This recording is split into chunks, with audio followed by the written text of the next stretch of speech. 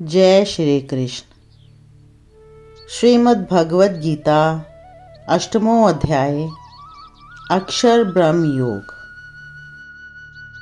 7वें अध्याय में वर्णित ब्रह्म, अध्यात्म, कर्म, अधिभूत, अधिदेव और अधियज्ञ, इन छहों का तथा प्रयाण काल में भगवान को जानने की बात का रहस्य भली भांति ना समझने के कारण 8वें अध्याय के आरंभ में पहले 2 श्लोकों में अर्जुन उपर्युक्त 7 विषयों को समझने के लिए भगवान से 7 प्रश्न करते हैं। अर्जुन ने कहा, हे पुरुषोत्तम, वह ब्रह्म क्या है? अध्यात्म क्या है? कर्म क्या है? अधिभूत नाम से क्या कहा गया है? और अधिदेव किसको कहते हैं? हे मधुसूदन, यहाँ अधियज्ञ कौन है और वह इस शरीर में कैसे है? तथा युक्त चित्त वाले पुरुषों द्वारा अंत समय में आप किस प्रकार जानने में आते हैं? श्री भगवान ने कहा, परम अक्षर ब्रह्म है। अपना स्वरूप अर्थात जीवात्मा अध्यात्म नाम से कहा जाता है और भूतों के भाव को उत्पन्न करने वाला जो त्याग है वह कर्म नाम से कहा गया है। उत्पत्ति विनाश धर्म वाले सब पदार्थ अधिभूत हैं। हिरण्यमय पुरुष अधिदैव है।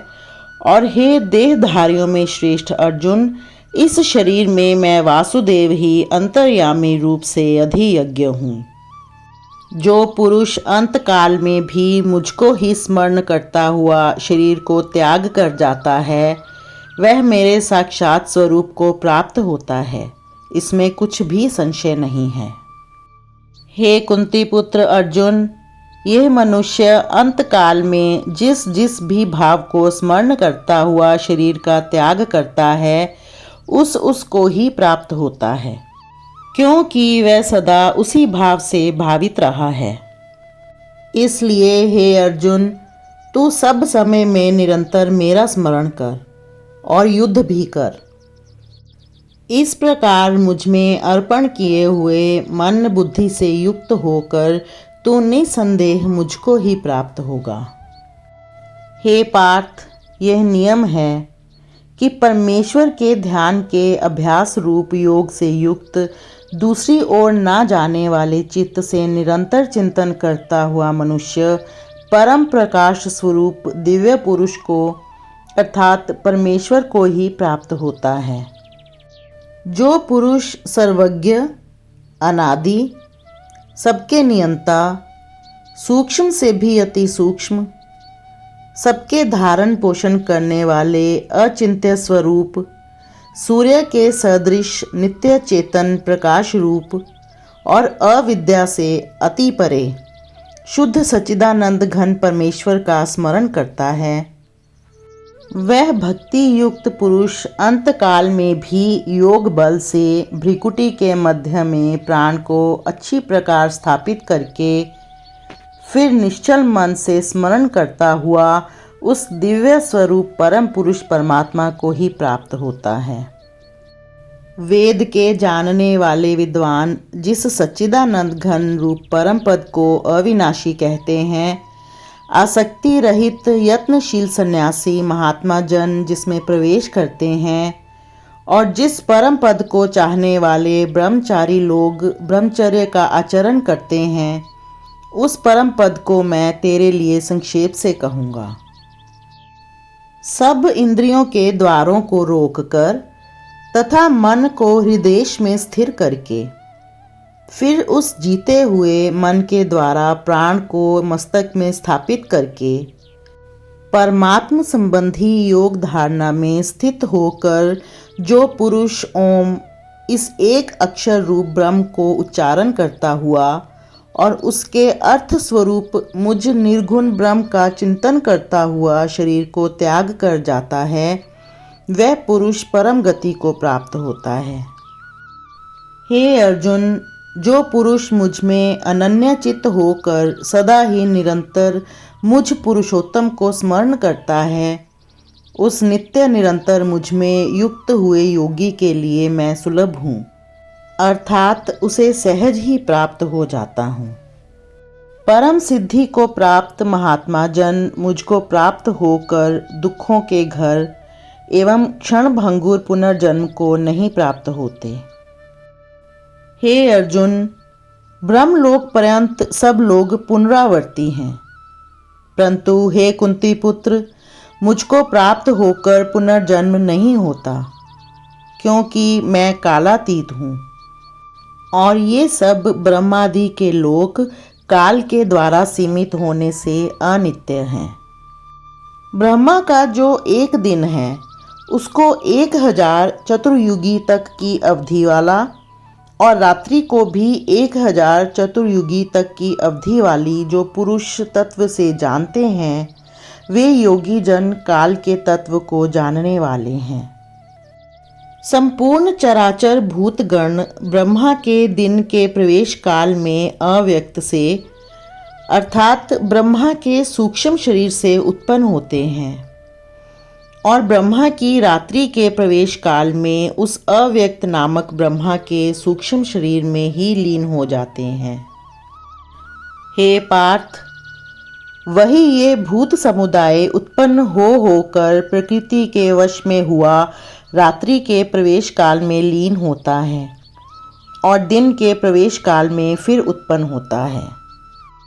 उस अव्यक्त से भी अति परे दूसरा अर्थात विलक्षण जो सनातन अव्यक्त भाव है, वह परम दिव्य पुरुष सब भूतों के नष्ट होने पर भी नष्ट नहीं होता। जो अव्यक्त अक्षर इस नाम से कहा गया है, उसी अक्षर नामक अव्यक्त भाव को परम गति कहते हैं तथा जिस सनातन अव्यक्त भाव को प्राप्त होकर मनुष्य वापस नहीं आते, वह मेरा परम धाम है।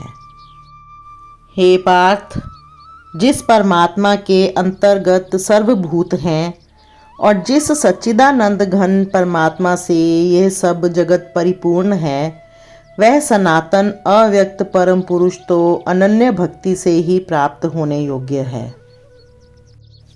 हे अर्जुन, जिस काल में शरीर त्याग कर गए हुए योगी जन तो वापस ना लौटने वाली गति को और जिस काल में गए हुए वापस लौटने वाली गति को ही प्राप्त होते हैं, उस काल को अर्थात दोनों मार्गों को कहूँगा।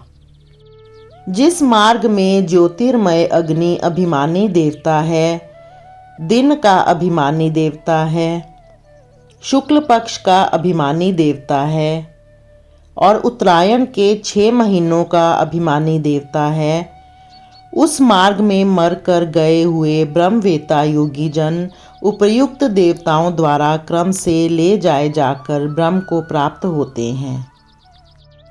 जिस मार्ग में धूमाभिमानी देवता है, रात्रि अभिमानी देवता है और कृष्ण पक्ष का अभिमानी देवता है और दक्षिणायन के 6 महीनों का अभिमानी देवता है, उस मार्ग में मरकर गया हुआ सकाम करने वाला योगी उपर्युक्त देवताओं द्वारा क्रम से ले गया हुआ चंद्रमा की ज्योति को प्राप्त होकर स्वर्ग में अपने शुभ कर्मों का फल भोग कर वापस आता है। क्योंकि जगत के ये 2 प्रकार के शुक्ल और कृष्ण अर्थात देवयान और पितृयान मार्ग सनातन माने गए हैं। इनमें से एक के द्वारा गया हुआ जिससे वापस नहीं लौटना पड़ता, उस परम गति को प्राप्त होता है और दूसरे के द्वारा गया हुआ फिर वापस आता है, अर्थात जन्म मृत्यु को प्राप्त होता है। हे पार्थ, इस प्रकार इन दोनों मार्गों को तत्व से जानकर कोई भी योगी मोहित नहीं होता। इस कारण हे अर्जुन, तू सब काल में समबुद्धि रूप योग से युक्त हो, अर्थात निरंतर मेरी प्राप्ति के लिए साधन करने वाला हो।